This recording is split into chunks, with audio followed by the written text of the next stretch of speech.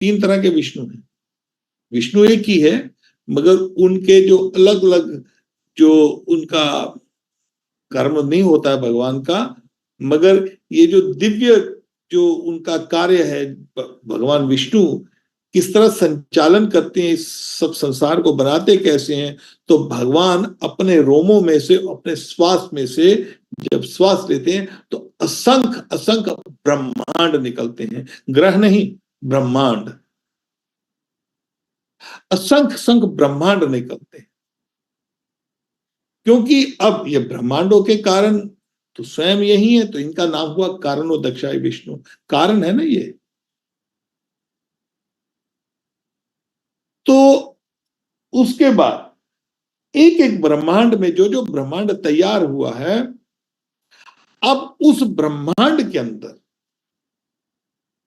भगवान दोबारा जाकर विराजमान होते हैं। एक तो भगवान के असंख्य ब्रह्मांड निकल रहे हैं। अब जितने भी, जैसे कई बार बच्चा होता है ना, वो बच्चे जो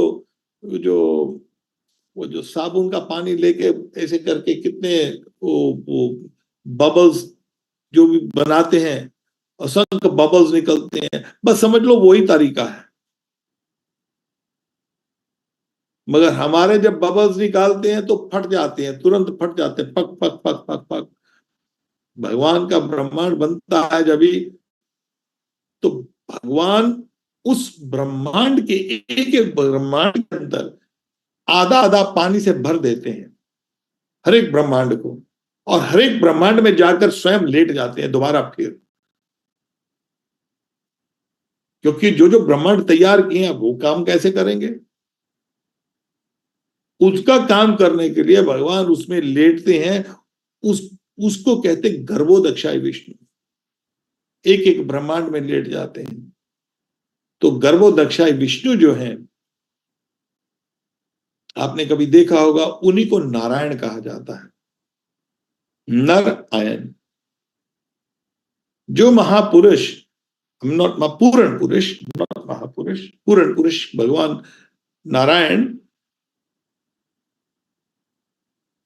विष्णु भगवान जब लेटते हैं उस जल के अंदर, वहां पर आप देखते हैं कि आपने कभी कई बार उसका चित्र देखा होगा कि वो जो ब्रह्मांड के अंदर जल में लेटे हुए हैं, और कारण जो उसको कहते हैं कारण समुद्र, कारण समुद्र में क्या खीर खीर सागर, उस खीर सागर में ठाकुर जी लेटते हैं, वो पानी खुद ही बनाते हैं।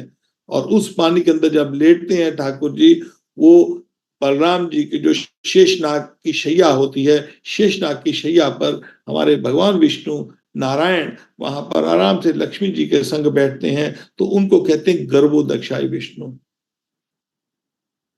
पहला कारण विष्णु, कारणोदक्षाय विष्णु, जिनके रोमों में से ब्रह्मांड निकलते हैं। फिर एक एक ब्रह्मांड में, हर एक ब्रह्मांड में, सभी ब्रह्मांडों के अंदर ठाकुर जी जहां पर विराजमान होते हैं, और जब विराजमान लक्ष्मी जी के संग होते हैं तो अपनी जो नाभि है उसमें से कमल प्रकट करते हैं।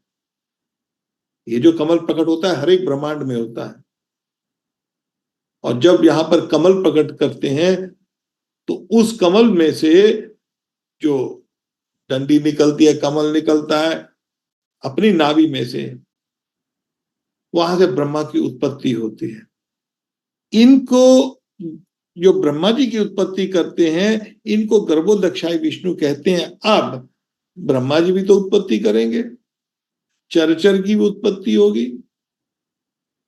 अब चरचर की उत्पत्ति होगी तो उस कण कण में जाकर व्याप्त हैं।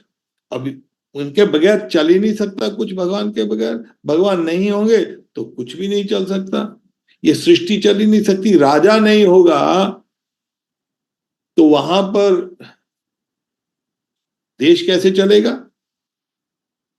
और यहां पर केवल ये राजा नहीं है, ये सब कुछ है। इन्हीं के अंदर सब ब्रह्मा जी या अन्य देवी देवता, 33 करोड़ देवी देवता, जब ब्रह्मा जी की उत्पत्ति होती है, अब उन सबको देने के लिए, सब कुछ संचालन करने के लिए ठाकुर जी वहां पर दोबारा फिर चर और चर में जाकर फिर जाकर व्याप्त हो जाते हैं। तो उसको कहते हैं, जो हमारे ये जो नारायण का क्षीरोदक्षाय विष्णु, पहले कारणोदक्षाय विष्णु, दूसरे गर्भोदक्षाय विष्णु, तीसरे कहते हैं क्षीरोदक्षाय विष्णु। क्षीरोदक्षाय विष्णु जो है वो हमारे हृदय में भी बैठे हैं, वो बाहर भी हैं।